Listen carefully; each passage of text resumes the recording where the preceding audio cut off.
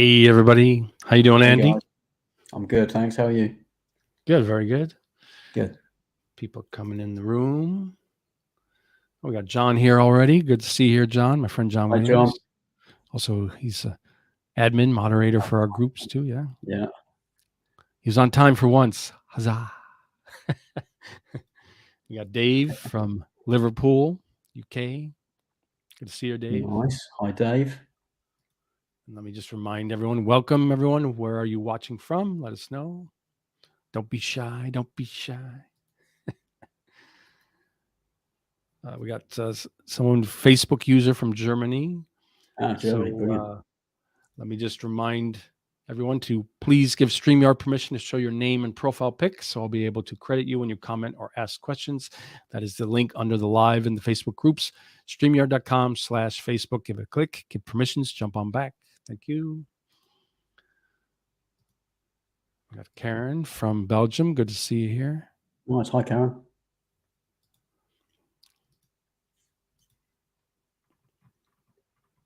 And so speaking of StreamYard, before we begin, let me just give a shout out to StreamYard. Where is it? StreamYard, the multi-streaming app, makes it all possible. Stream to Facebook groups, Twitter, LinkedIn, YouTube, and Twitch. I'm not currently on Twitch, but I sure to utilize it for the other ones. So thank you, StreamYard. Here's a little intro.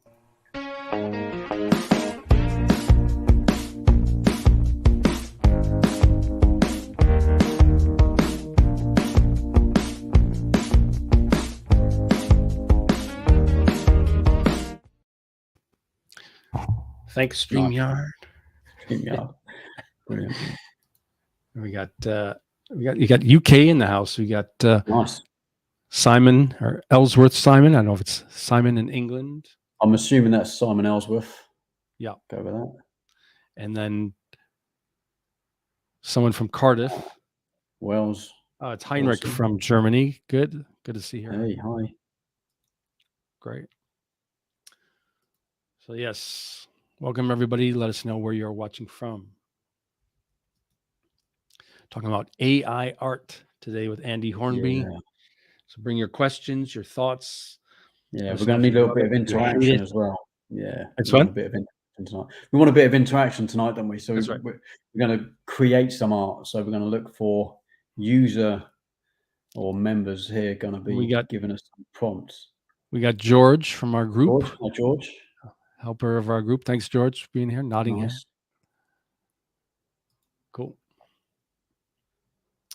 All right, well, we got a lot to go over. So, Andy, do you want to introduce yourself? Yeah, sure. Thank you, Andrew. Hey, guys. So my name is Andy. If you know me, you know I'm on the south coast of the UK. I am a professional wedding photographer, event photographer. I do commercial work, some video work now and again. I'm known probably mostly for my landscapes. So I have a YouTube channel, which is mostly landscape stuff.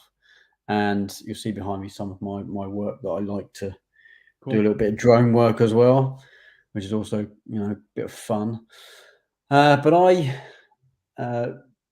like to keep up to date with new trends. And I think AI art and AI generated images from text or even speak to image is going to be a new form of expression for not just for those of us who are creative in a photography kind of way, but for editing.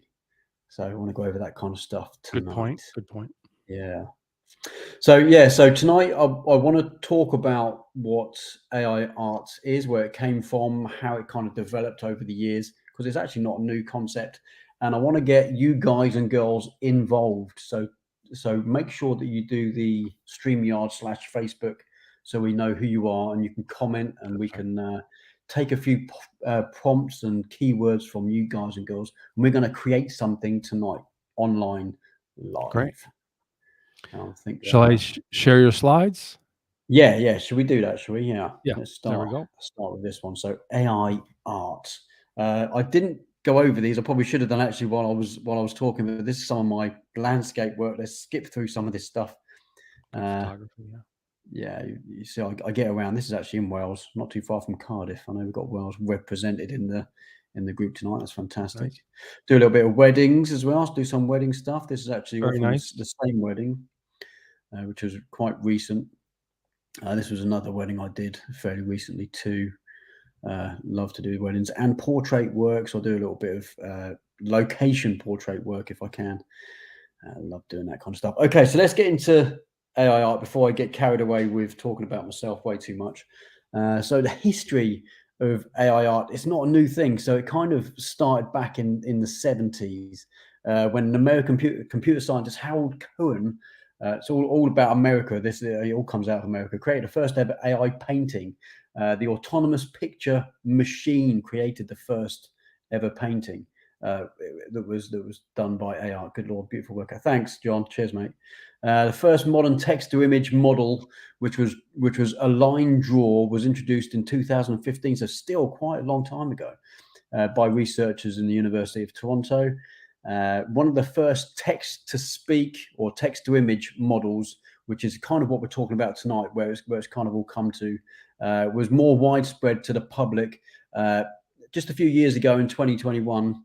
Actually last year, so just what, 18 months, not even 18 months now, and that was using the DALL-E algorithm, if you like, and now we have a successor to that, which is a DALL-E 2, and that came out in April this year, and that's kind of where we're at now. So we've got a few other algorithms that we're going to talk about, but this is where this year, you know, from April, we see this like massive jump in all these pictures coming out. And I remember seeing the first AI artwork I saw, and I was so intrigued by how it looked.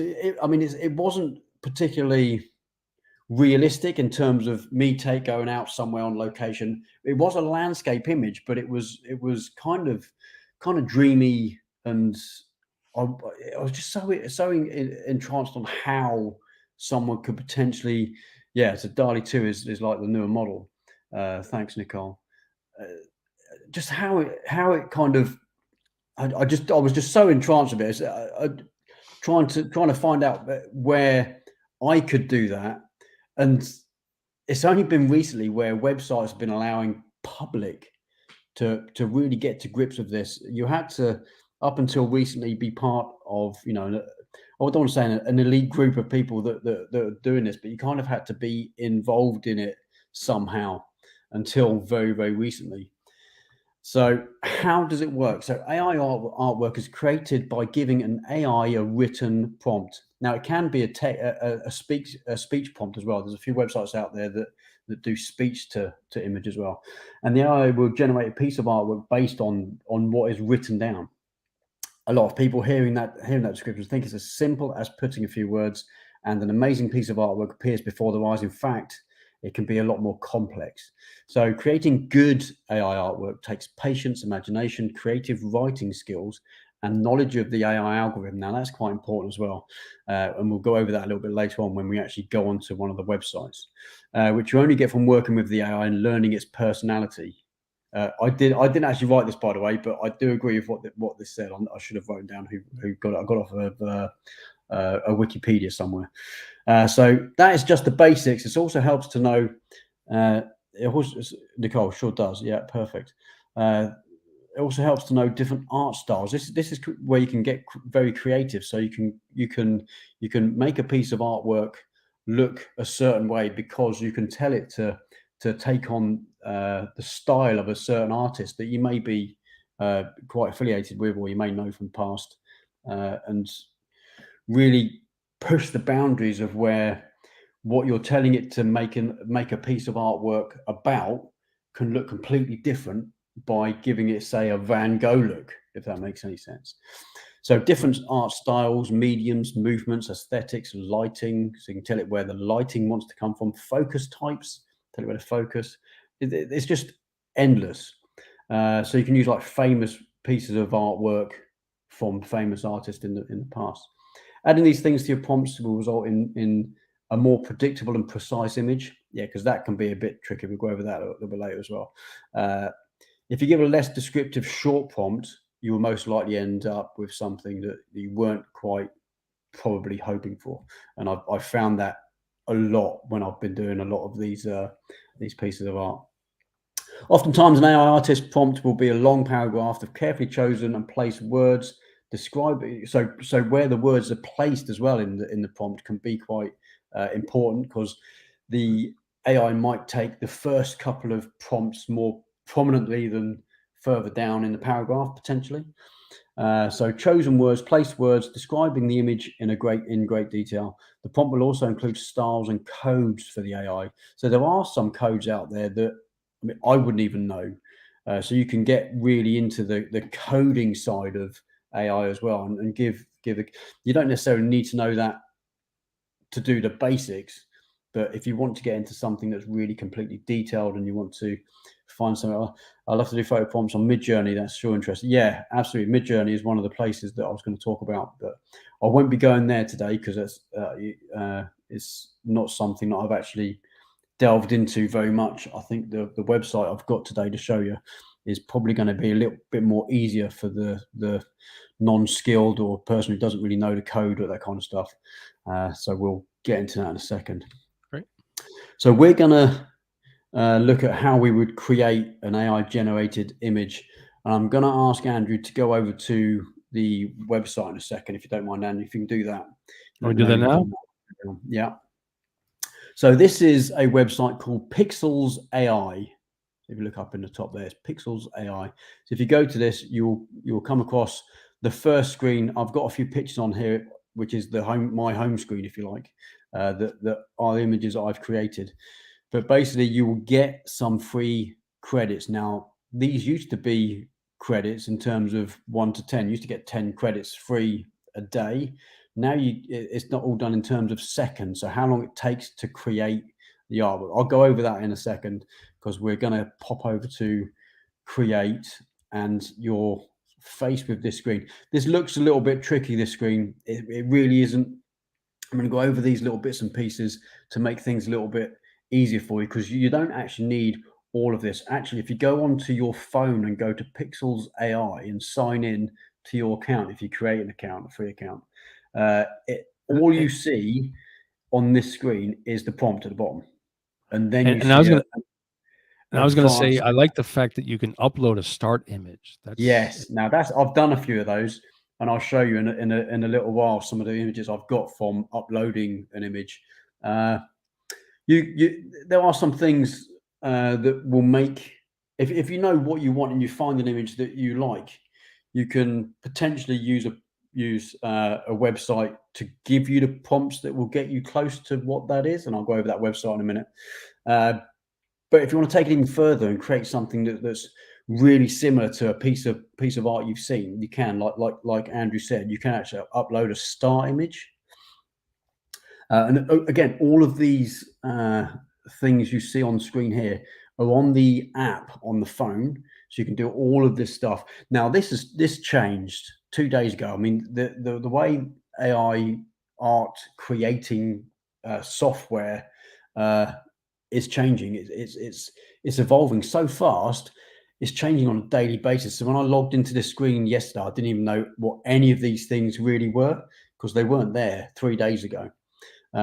On the left, what you would have sort of seen on this screen would just be these 3 algorithm choosing options. So on the left-hand side of where it's got algorithm, these are the different algorithms you can use on this particular website.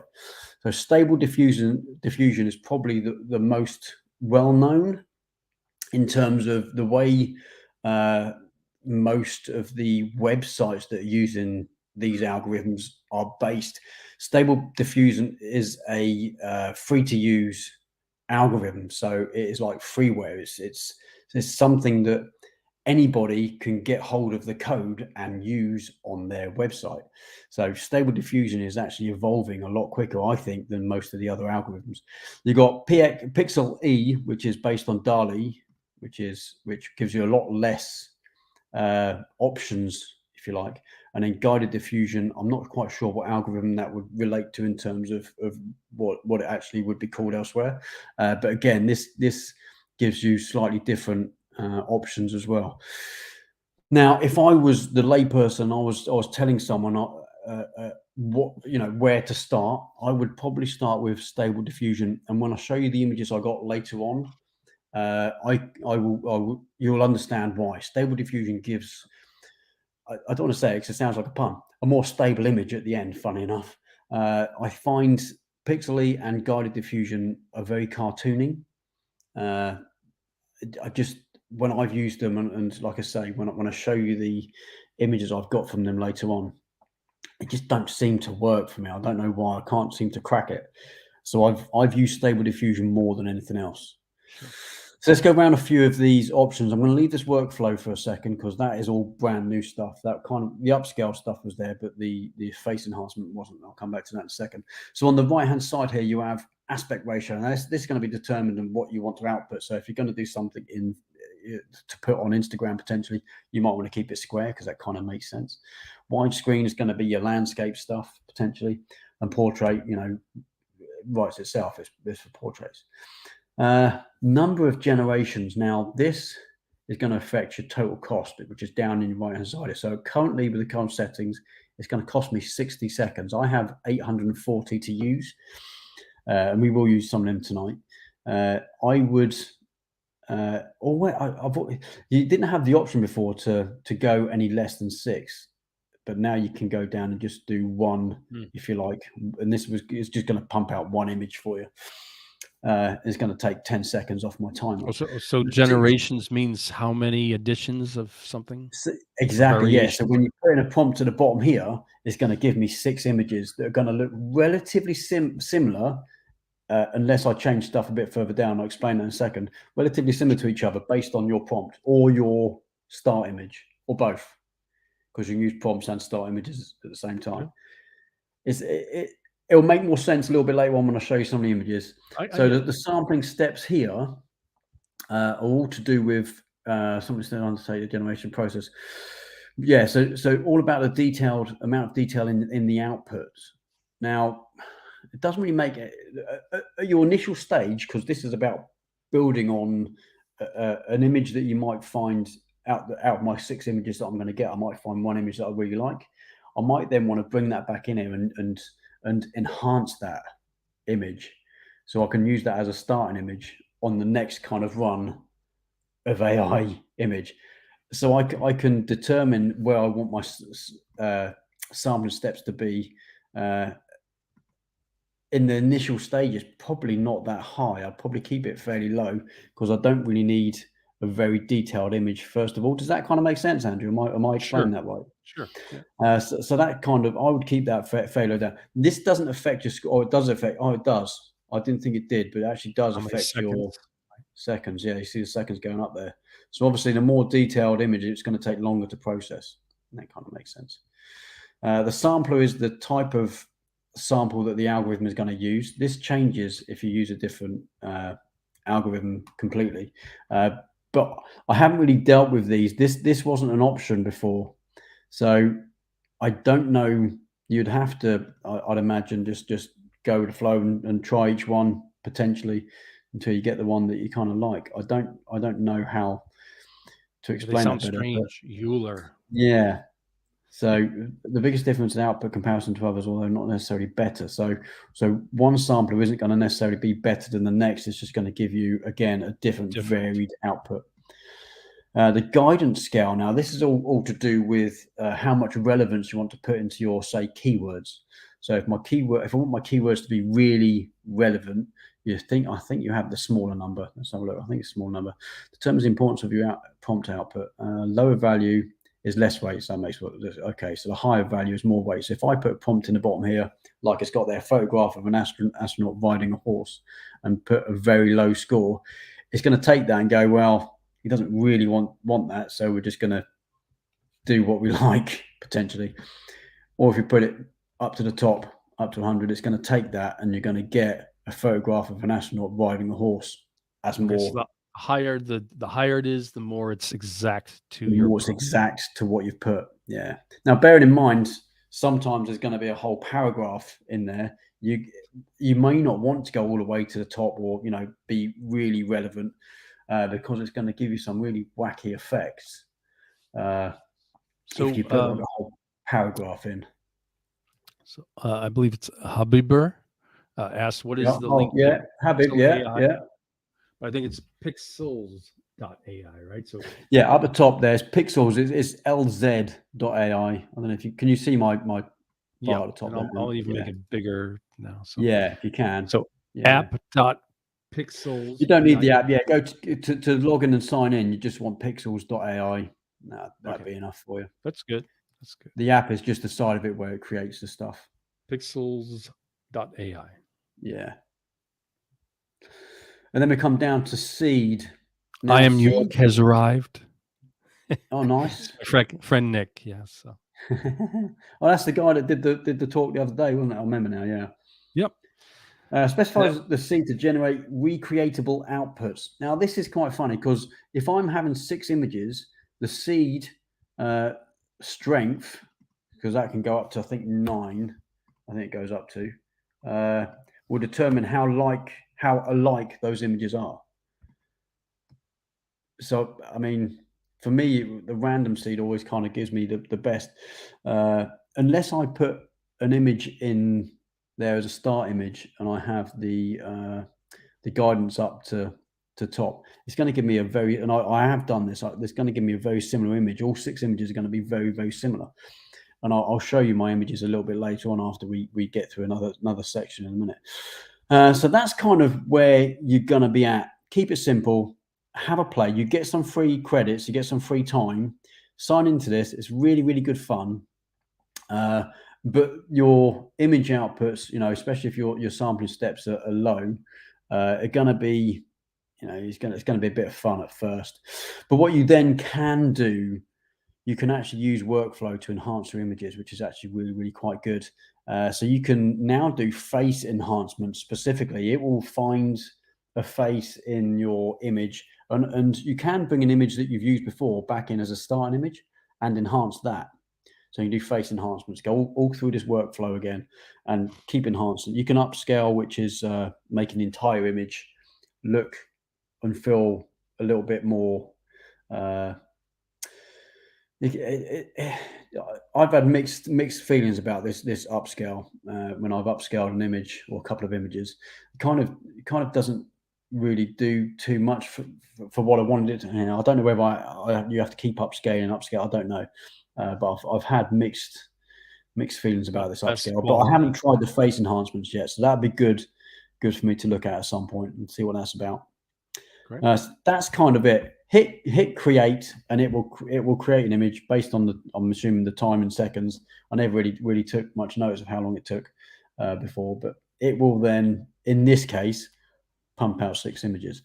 If I go to guided diffusion, this can give me, I think, 9 images. I think it used to give me 9 images. I don't know whether that's still in there now. I don't know. Let's go to the pixel. seconds go up. The cost. There we go. Yeah. So 9 images. That's the one that gives out. It gives you 9 images. Again with this Pixel-E, I think it's based on DALL-E, the DALL-E 2 model. I had mixed feelings about the images I got from this. It wasn't that fantastic. So I would suggest, if you're a beginner with this, stick to stable diffusion. You're not going to go too far wrong. It's going to give you some really nice images, even with when the sampling is quite low, and then you can look at upscaling from there. I don't know how much you used to give. Like I say, used to give 10 credits a day free. I don't know what that translates to in seconds, because I did purchase a pack right near the beginning when I started doing this. It was so much fun.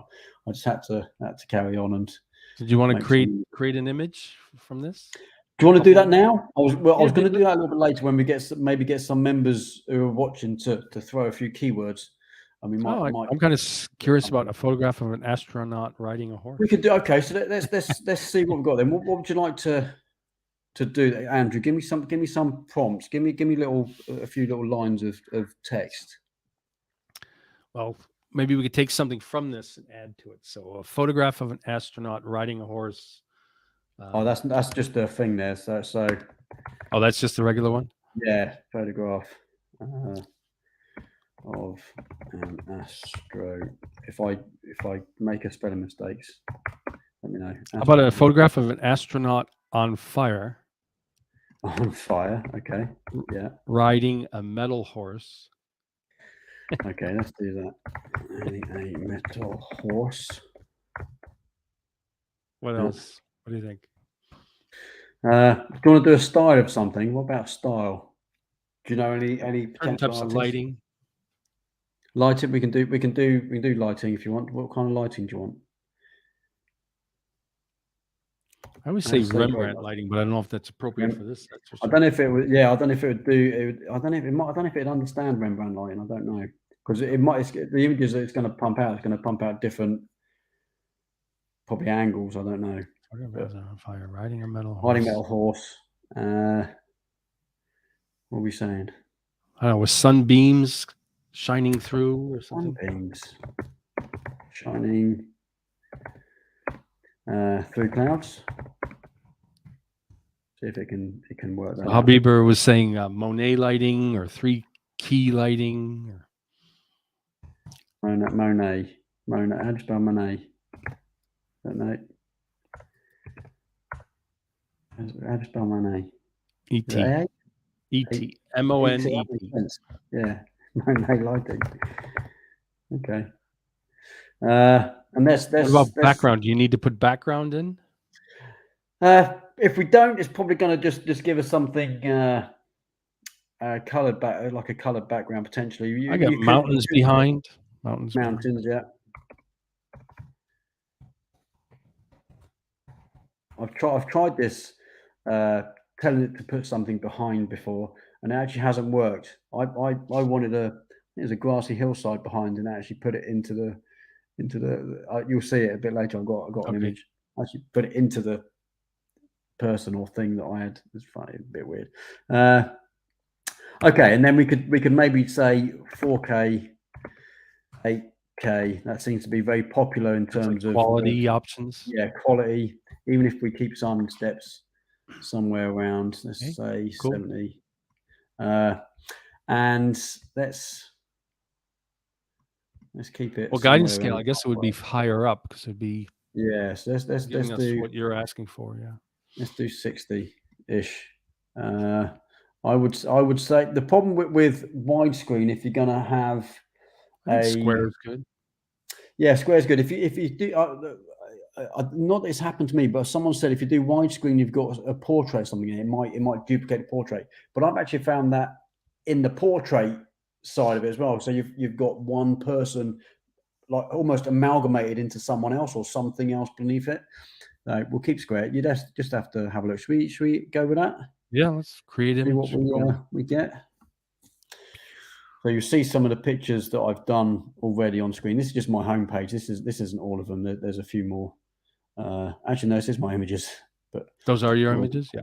Yeah, I'm going to show you these a little bit later on. So there's a few more in there. It's generating the images at the top here, and we'll see how that comes out.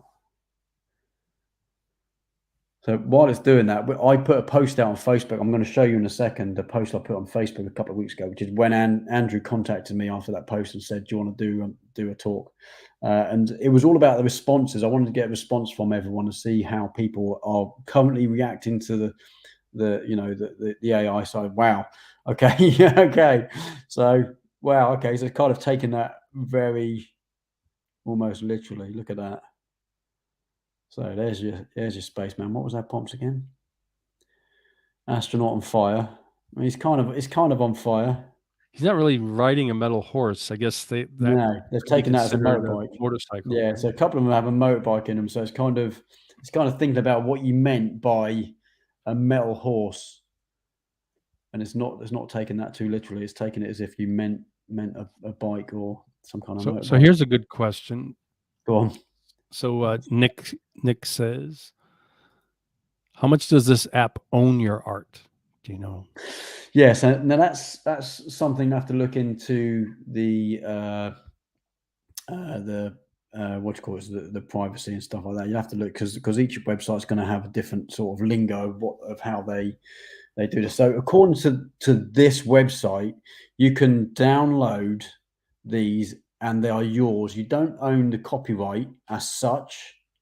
you own a license. It's all about interpretation. So I'm not going to. The privacy policy Could is you down this sell side. these?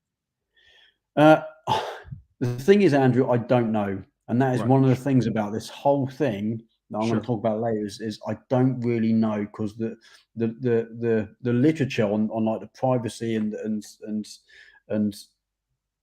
what each website says and you can and can't do with these. It's like reading a stereo manual. You don't really get anything. By the end of it, you're like, I need to read that about 4 times to really understand what they're telling me I can and can't do. So I actually can't tell you. That's one of the downsides. But Sure. irrespective And of that, there's other issues about this kind of stuff as well. I haven't seen anything in these images potentially, and but there are other issues. Go on, And mate. here's a comment from just as Facebook user, but just saying that right now this is above my skills or need, but I appreciate seeing this. And I would just say to that is, as you can see, that it's pretty easy though to just write the prompts and then just tweak a Yeah, couple settings, and then it creates a series like this. So you can see these as, like a storyboard to give you yeah. ideas to work on your own images in any which Absolutely. I way mean, you the way I'm want. going with this is keep it simple for anyone who hasn't done or even looked into AI artwork at the moment. Just get on there and just have a play. So I'm not going to go into the massive realms of the coding, because I wouldn't even know what that is. I wouldn't even know what the coding is. You can, instead of doing a prompt, you can do a lot of coding in that prompt. So you can in the talk. Let's go back.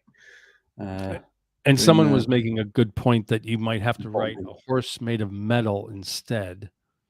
You might Yeah. try to be See, very it's again, the AI has to interpret it, but the AI is evolving every time someone makes an image and it's not right and you don't use it potentially. It's like almost like a natural selection.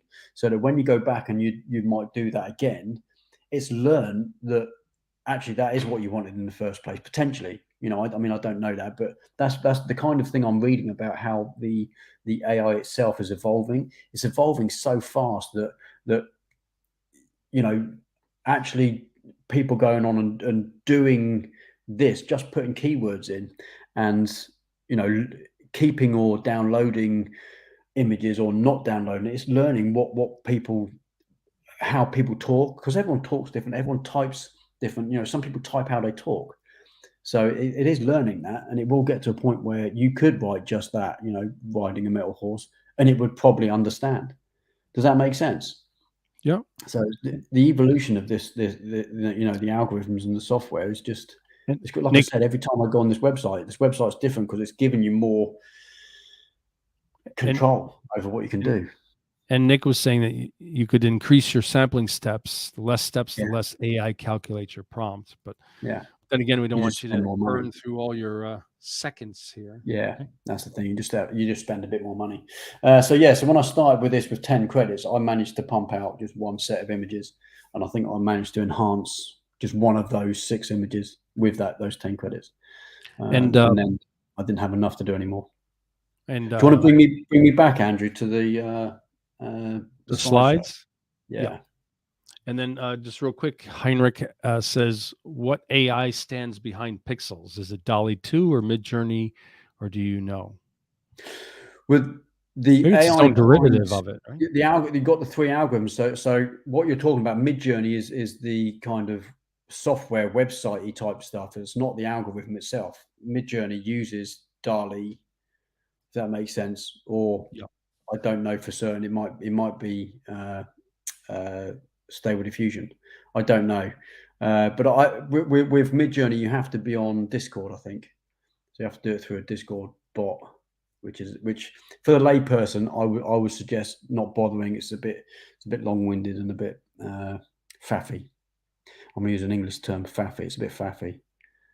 I Nick says they looked at it. seem to use Stable Diffusion, which is open source Right. code. Yeah. So it's all open source, and we were talking earlier on, me and Andrew, and we were talking about some websites now saying you can't use AI art, to upload and stuff like that. And Right. on the back end of that, I was saying to Andrew that some websites are actually integrating it. into their current software. So Blender, if anyone uses the 3D software Blender, you'll know that you can and always have in Blender been able to use keywords to like presets almost to create 3D objects.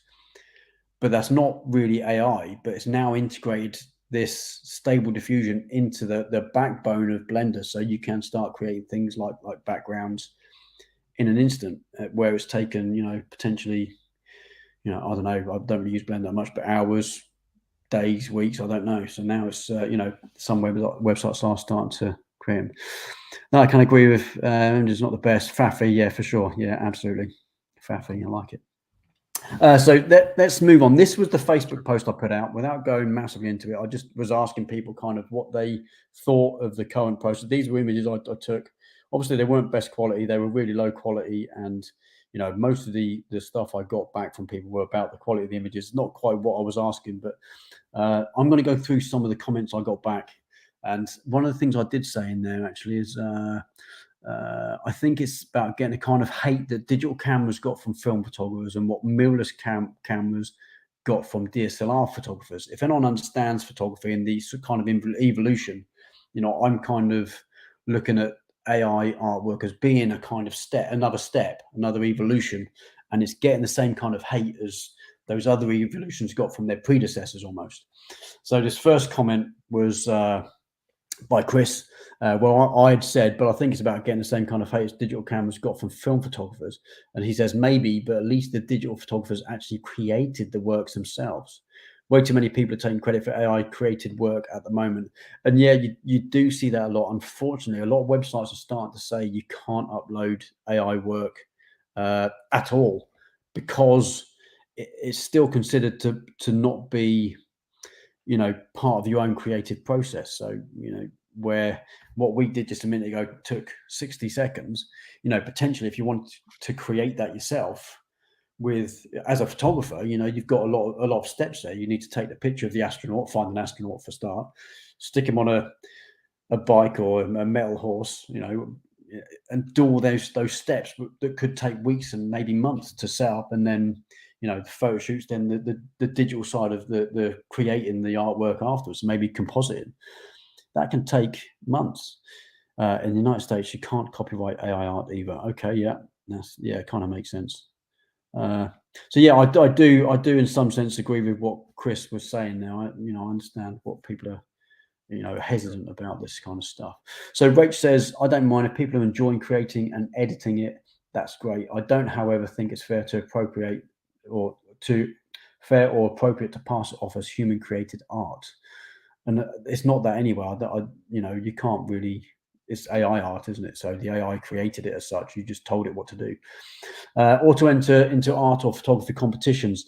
Now, I don't know of any art competitions where AI art has been allowed, unless it's specifically for AI. But you didn't hear that news where I think it was in the States, but No. someone won a contest and the piece was done with Midjourney, and then the other artists were angry and said that they didn't think that was fair because the person that won used Midjourney and they did like by hand and took time and whatever. So for sure that's going to become an issue. Yeah, absolutely. I mean, like I said, I've not heard of it, but if that's happened, then yeah, that's crazy. I think Nick's is in Colorado. I think it was. Right. Yeah. Okay. So if Digital there's going to be. It wasn't. Okay, yeah. So if there's going to be that kind of competition, it needs to be specific to maybe AI artwork, and yeah. I think they briefly said made with Midjourney, but the jurors did not even know what that meant, probably.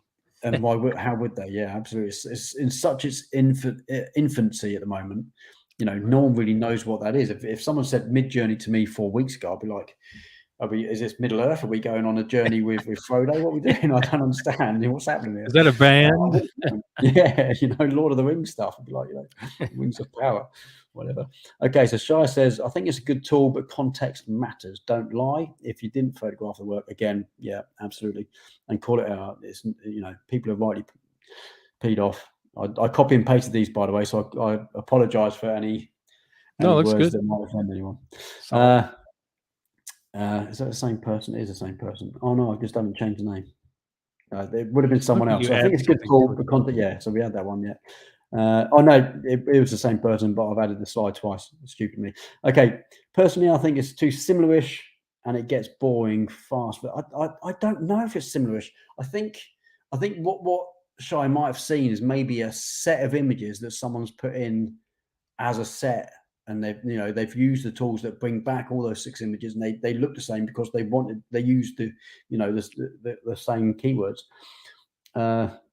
Midjourney, for example, a lot of works I see look concept artist. Yeah, I found, when I was doing a lot of the stuff that I wanted to do, I wanted to get a very realistic portrait kind of look, whether that was with a person or with a robot. And I'll show you some of the stuff I've got later.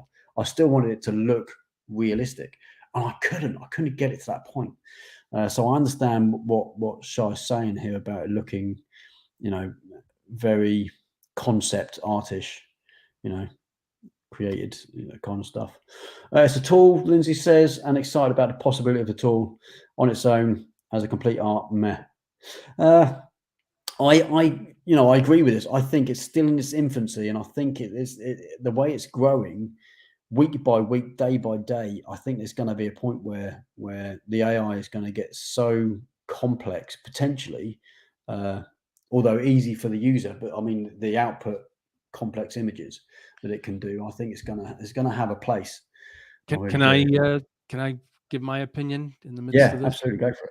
So, I've been seeing the different groups, and my digital art group also has AI artists in it as well. And I've seen quite the range, and there really is a very vast difference, though. So There is, yeah. there's a certain look that, yes, you immediately say it's AI art, Yeah, but I've seen some work that is pretty amazing, and yeah, I bet, to give credit to the people who created it is, yeah. I would imagine that their prompts were very extensive and Yeah. diverse. I mean, Um, to a degree, I agree with you, but I also think potentially if you ask those people what they did with those images, they might have taken those images into and an editing Photoshop, program, Photoshop, yeah, and moved it along just a little bit further. some I of the think that's 3D where programs too. yeah, Yeah, because I've absolutely, seen yeah, somewhere they're like, say it was like a woman who was like a warrior or had like, armor on, and the armor yeah, was amazingly detailed. And yeah, so the amazingly detailed armor and then the beautiful woman's portrait was probably, done retouched a bit in yeah, Photoshop, or maybe used a yeah, I 3D agree. app for the Yeah. portrait, but so But very well definitely done. as a starting point potentially. I mean, I'm liking it to maybe a preset, a Lightroom preset potentially as a starting point. Yeah. If we looked at it like that, I don't know. There's a few more. I think the next generation of art, so you might as well stay informed and try it out. Yeah, as long as it's used creative and talent, as long as it's used by creative and talented people. I don't think that's necessarily needed.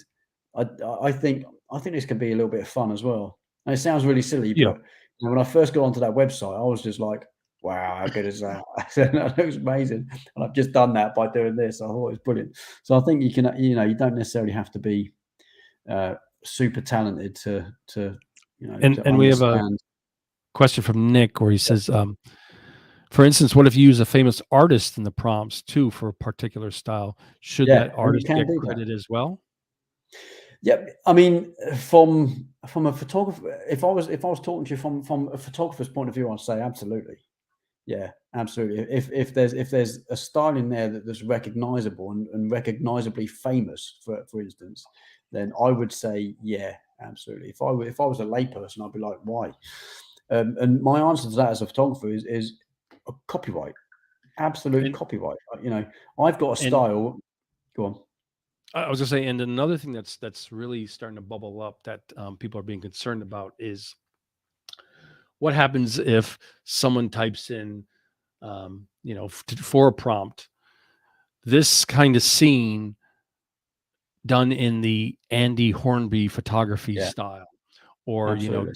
digital art by Andrew Yeah, Kavanagh of this, yeah, blah blah blah, and then it absolutely. pops up literally like one of your images, Yeah, photographs, or one of my digital art. yeah. What about us? Like, do we get some type of Where does your compensation, or royalties at come from? least, Yeah. you should be getting some kind of royalties or something, some type of if they, credit or something. yeah, absolutely. Yeah, completely agree. I Absolutely hate it. from a photography point of view, I hate it so far. Yeah. Brilliant. So, claiming that Nick they're says credit. you Yeah, get for a lot. nothing. Yeah, you don't. It's one of the big things, isn't it? I keep using up all my DALL-E credits and I have to buy more right now. It's a toy to play with. My intention is to generate stuff to Yeah, it's work. a Yeah, tool. I have the ability to shoot, and that's a big thing for me too. I do a lot of compositing work, and I would love to be able to photograph everything that I composite, but I currently don't. So I currently use Envato elements for a lot of the elements I put in my composites. What if I don't need to spend that, whatever it is, £200 a year, Sure. $250 a year? Now I can get it for a few seconds credits potentially. I know it sounds silly, but but that's That's what the people way I want to use see it. it, Is right? I see it as like another kind of a Yeah, modernized way to create stock images that you can use for yeah, elements in your work. yeah, absolutely. Design elements, composite light, negative space. Yeah, absolutely. Hope the trend fades away. I hope photography sites start calling out, and they have done. Like we said, there are sites now starting to say you can't use AI artwork on their website or post them. I feel like it's an art just in its own category. Yeah, difference between photograph and oil painting. Fair play. Yeah, both beautiful but different. Spend time writing a bit of concept edit. Photoshop fix them Right. If you before. So just yeah, type a so keyword.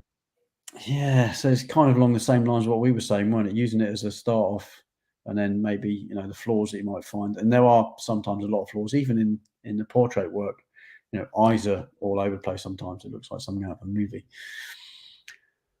As long as it notates what part has been taken. Yeah. So again, it comes back to if we use a piece of AI generated artwork in a composite, where do we go with that? Do we have to say I've used AI artwork in Right. this composite? And This my cut. friend John makes a good point. He says, in my spare time, I've been working on a composite that was inspired by a Mid-Journey creation. Right.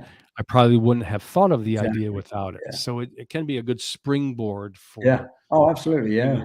Yeah. and I think it's going to be great for people when they feel stuck. So when they feel stuck for ideas, it's going to be a wonderful way to kind of break that. Yeah. I've got a website I'm going to show you in a minute Great. that's going to help people if they are stuck creatively and Cool. potentially are looking at doing some AI artwork and they may not know the keywords or have any idea of where to start. There's a website that can help you out. I'll Cool. get to the end of these Sure. bits and pieces, then we'll have a look at that. I feel like a digitally generated collage art can be pretty cool, as someone says. Karen, to practice this form of art, you have to be much better with words than with visual technical skills. Yes and no, Karen. I'm going to show you a website in a minute. Potentially might be able to help you out. If like me, if you're not very apt with word creation and keyword, that kind of stuff, if you want a little bit of help with keywords and stuff like that and phrases, there's a website that's going to help you out in a second. Cool. Germany's got a long one. In my opinion, it's very dangerous technology for the art world. Why would advertisers pay artists for original work when they could input a few words and run? Like I said, why do I need to pay £200 a year for a website where I can now get potentially stuff for a lot less? Who's going to pay for modern paintings when you can enter a few words and bam, work of art? Yeah, I mean this Yeah. is a big one too, where he says if you think there are starving artists now, give it 5 years. Just my thoughts on where this is going. There is Yeah. Do some you real know what? concern. Yeah, it is a concern. But do you know what, Andrew? I used to work as a real estate photographer. So I used to go to a lot of local we call them estate agents in the UK. And I used to go around a lot of places and take pictures of interior design stuff for houses, sales, that kind of stuff, and commercial properties. And as soon as the iPhone 9, I don't know I don't really do iPhones, but as soon as a decent iPhone camera came out, overnight had no work. I lost a lot of money, a lot of monthly income because iPhones. And Yeah. it's an evolution. It's the next step of what this person doesn't need to pay me anymore because they've got it in their hands. That so I'm likening it to a similar kind of thing. I don't necessarily agree with it. I'm not saying it's a good thing. I just think that it's another evolution. I think people who aren't prepared for this potentially are going to lose out, and it's going to be a stormy couple of years coming ahead for some artists, like you say. So Nick said saturation is imminent, and then John said saturation is imminent. That's a good mid-journey prompt. Yeah. It's perfect, right? Yeah. So I'm just getting Nick messages says from. resistance is futile. Yeah, in a funny way, I agree. I think embracing it in some form or another, whether you like it or not, is just going to be one of those things. Let's get through a couple more of these. I think it looks boring. Seems to follow the business side. Huge rabbit hole for legal matters. Yeah, we'll come on to that in a second as well. Okay, so let's. If you don't mind, Andrew, do you mind going back to the website? This is another website. This website is called Lexica. So lexica.art, if you wanted to have a look at this. This is potentially, sorry about all the messages that are coming through. Let me try and turn that off. Oh, sorry, my bad. So this is a website that's going to potentially help you with keyword searches, or potentially if you have a general idea of what you're looking for, but wouldn't particularly know how to write the phrases or keywords in a particular order, you could potentially use this as a search engine almost. So if I was looking for, funny enough, this guy here looks quite funny. So if I was looking for something along the lines of an elf, I could click on the picture potentially and use any of these keywords either individually to find something else, or actually So it copy shows you the prompt itself. itself. Absolutely. So you can copy the entire prompt. You may not get the same image. In fact, you probably won't get the same image back unless, I mean, you can look through this. These are all the images. Nick also showed that in his Yes, live. I did see it. Yeah, he's a fan. So whoever did this, I don't think it tells you who did it. Which again, I don't know whether that's a copyright issue or not. Use these prompts, this keywords prompt here, and got back these 9 images down the bottom. All of these 9 images from whichever website this person used. I don't know whether we can tell what website that was. But the one thing to also be aware of, though, is you could have a really good prompt, but depending on what you put it into, you would have a different look for sure. Yes. So depending on where you use those prompts. Now, this person would probably, if they got 9 images back, would have probably used something around the DALL-E, the Pixel-E sort of algorithm. If it was this website this person used, I don't know. You can't really tell. But if I put that prompt into Stable Diffusion, the likelihood is it's going to be a completely different look. I mean, if you look at the skin. Sorry, it's Lexica, just Lexica.art. Yeah, that would be what you want to look at, and you can copy the entire prompt, come back over to here, and then paste your prompt in the bottom there, and boom, go. If you wanted to, or again, have a mess around with the different controls to get back what you like, depending on what you want to get back. Cool.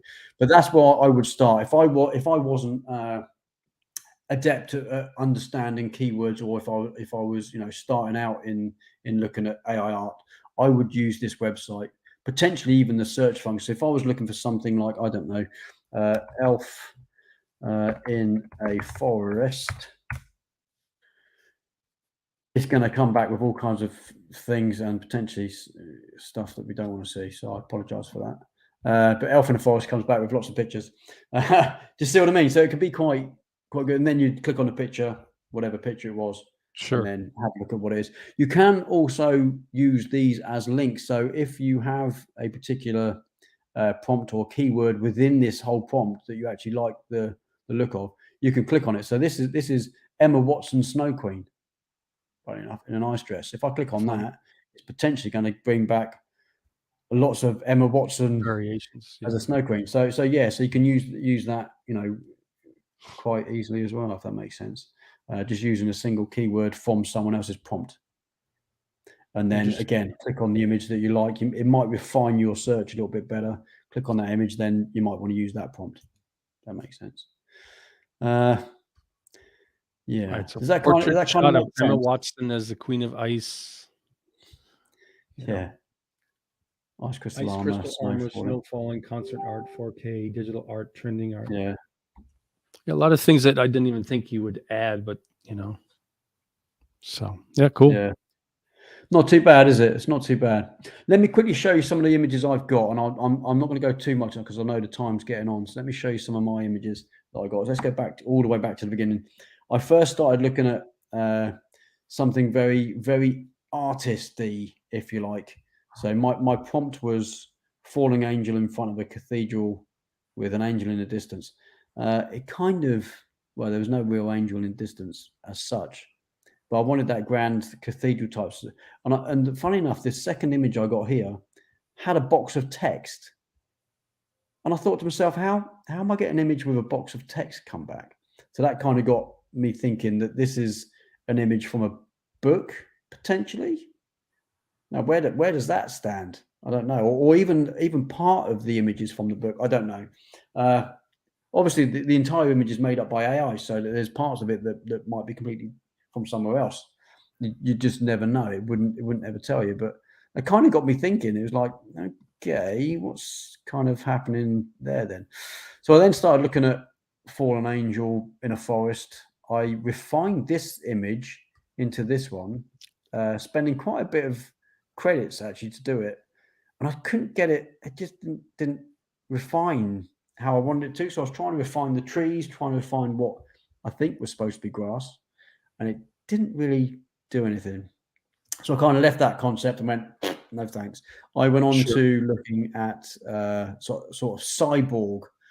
You know, I'm a massive sci-fi fan, and I like aliens. I like, you know, all that kind of stuff. Right. So I started looking at cyborg stuff, and I actually like some of these. This image I refined. You see it, it's very, very good quality in terms of how it is, but all the faces are still quite. It's like what we used to do with models back in the noughties with skin, you know, very Gaussian blur look in the face. Does that make sense, Andrew? Do you remember those days where we used Yeah. to use Gaussian blur all the time just to because there was no other real way of doing it back in the days? I just didn't quite. I don't know. There's still something about it that didn't quite work. I wanted to take one of these images and go a bit further, so I took this image on the bottom left, and I So went real quick, into. what does publish to public feed mean at the bottom? No, it's So you like can create sharing your work. you can create like a public sort of like a Facebook profile side of this website, a more social profile where people can see what you've done. I haven't done any of that, but because it actually costs to publish as well. So if you want to publish it to your feed, it costs Sure. you 30 seconds of resource time. So it's like, I So didn't bother. But John go says on. I'm still losing sleep over Little Red Riding Hood in the style of H.R. Geiger. Yikes. Did I? Yeah. So I like Geiger. Where did you see that? Because that's funny. Because that rings a bell to me. I don't know if he's making it up or if he saw No, it. I don't know where he's seeing that from. Because I there was something the other day about Red Riding Hood, and I don't know. It might be something really different. But I actually Did you like really HR see that, Geiger. John? Say again. Sorry. I was saying, John, did you really see that, or are you making it up? Yeah. So this is a cyborg that I enhanced, and it didn't really do what I wanted to. It added kind of another face, although on its side, in the back of the head, and like elongated the Yeah, I head. So it saw that. That's kind of spooky, right? yeah, right. So it really didn't do anything. And another one that I enhanced was from this set. So I wanted to take this. This was from the DALL-E or the Pixel-E sort of algorithm. So I wanted to take one of these and do something with it. And this is the one where I said I wanted forest in the background. I'm sure it was down here. So forest background, hyper realistic detail, and it added forest in the face. Yeah, Like it's kind of orange. okay, that didn't really evolve or do anything for me really. It's still interesting So though. yeah, the other thing about this that I wanted to sort of touch on was I've seen a lot of copyrights, and I can't remember which image it was. There was an image down there. So I've done some landscape stuff as well. By the way, just quickly, I like my landscapes, and I like how it works with landscapes Mm. because on the flip side, portraits you need to see a lot of detail. With landscapes, it's kind of I don't know. I just really like the way they look, and I thought it was pretty cool. Yeah, nice. Yeah, so I was like I was saying to Andrew earlier on. I actually typed in the prompt Andy Hornby photography. See what it came back, and it came back with these images that aren't mine, by the way. None of these are mine. I don't think there's any elements in there that are from mine. But interesting enough, is one of them has got this massive, great big. I'm assuming that's a Watermark. Someone's watermark. I mean, this bottom word is I'm assuming that's been changed. I'm assuming that was photography at one point, because that would make sense. Pornography. It's changed to homography. Pornography. So, yeah.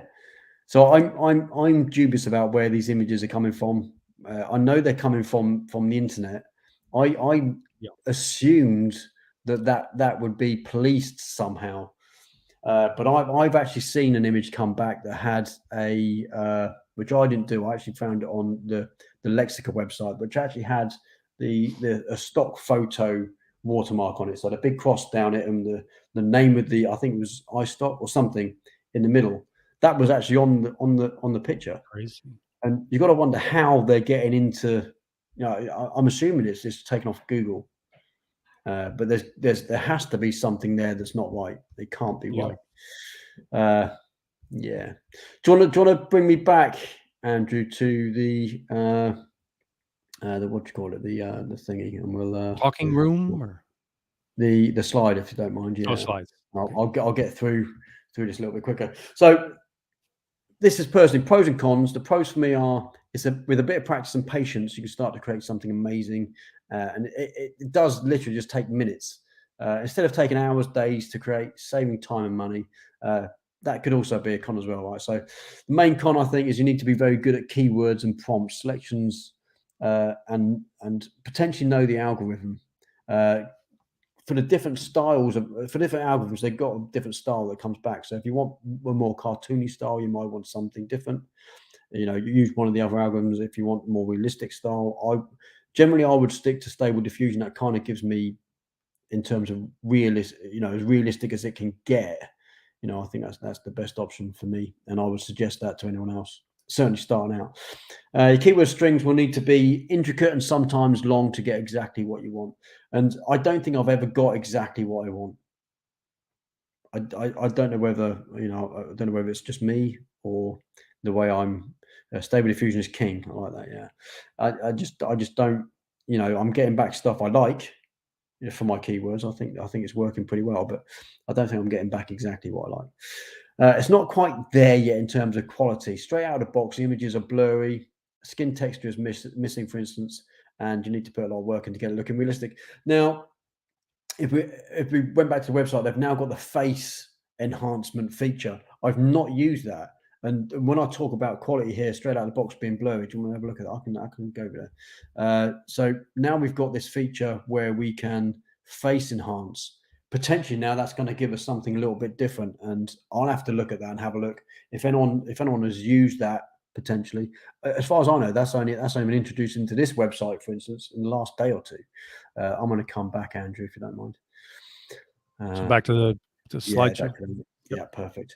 So for me, when I wrote this, which was about 3 or 4 days ago, faces just seemed very blurry. You got that real Gaussian blur look. Even using the upscaling on the website didn't quite give me anything more realistic. Taking the money away from artists, and that's what we were talking about earlier on, where companies and people are able to produce work themselves. But this is the same for any genre. Photography has gotten easier and more accessible with the introduction of smartphones. Again, I used to make a lot of money in real estate photography. That side of my business fell through the floor literally overnight. I got phone calls from about 3 or 4 different estate agents saying, we no longer need you. We're going to do the photography ourselves. Sorry.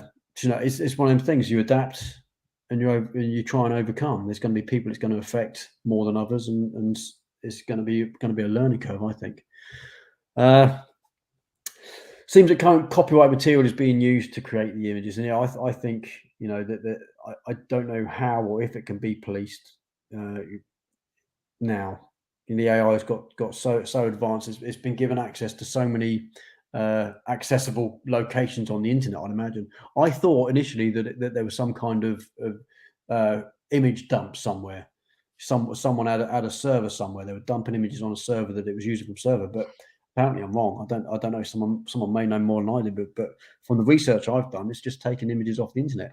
Now, you know as well as I do, Andrew, anyone can go on the internet on Google, find an image, whether that's got a copyright mark on it or not, whether it's got copyright in the exif date or not. People are using them. I'm contacting companies, mainly travel companies, on a monthly basis, saying, "You're using my image. Do you mind taking it down or pay me?" And those are the people we banned from our groups, right? Yeah, exactly. Yeah. So it's getting to the point now. I mean, where if the AI is constantly learning and stuff like that, and it's getting images, can we teach the AI to not take from? I don't know. Can we say, "Oi, can't use that image"? Can I contact them and say, "Right, pay me"? Because Right. again, like what people were saying earlier on, there has to be someone somewhere that's going to eventually use this for commercial work and profit from it. So enough to police people stealing digital art. But exactly, mate. Yeah, absolutely that. It really is. You can't police that. You can't police you can't police the police, but you certainly can't, tell the AI that it's doing wrong. I just don't see there's a thing there. So for me, practical applications are storyboarding for movies and games. I think that's going to be a big place for this. I really do, because that kind of work can take months. I know a guy who works in game prep, and the initial thought processes on where games start, even before they even put into code. A lot of that is storyboarding. A lot of that is animation, and AI can be, as you know, AI can be used for animation too. This stuff it does some pretty awesome things, and I think that's where it's going to thrive. I think. Image assets, again, finding assets for composites where your intended items aren't available, or you just don't have the time to shoot, or it's the wrong time of year. You need a certain part of a composite potentially you just can't physically get. Currently, like I said, I pay a subscription to Envato Elements. I get all my music and all that kind of stuff via there. I pay a yearly fee. But if if I don't need to potentially worry about assets, because I get assets from there as well, I may not want to do that. I may want to go back to other places where I pay a lot less and just get music. So it's one of them things. And the biggest one, having fun. It is good fun, honestly. If you try this, if you've never tried it before, sign up. It's free to sign up. You get a few credits, have a play, throw a few keywords at this, and just go at it and see what you get back. It is really good fun. And we've got a couple of Facebook groups that are allowing AI artwork, as long as you say that it's either partially AI or it's fully AI or what you've done to it. We have some Facebook groups that allow it. I think it's good fun. I think it's going to get to a point where it's going to be, so using the analogy of professional photographer versus hobbyist photographer, to get those amazing, those magazine-worthy published images, takes time, effort, research, inspiration, and imagination. And sometimes money helps, even if you only make a few things, even if only that makes a few things easier. So I see no difference with AI artwork. It takes time, research, and makes it, you make a bit of effort and put a bit of inspiration in. And the only limit is your imagination, to be fair. You will get better results if you just add a little bit more time. If you don't want to do these things, you still create artwork. The results might not be that great. But yeah, I think there's something there, definitely. I think we're at the infancy of this new. Don't want to call it a craze, but I mean, Andrew, you tell me how many in the last couple of months. I mean, it's only recently been like a month where we've seen a massive influx of this kind of stuff. I've not seen it before a month. I've heard about it.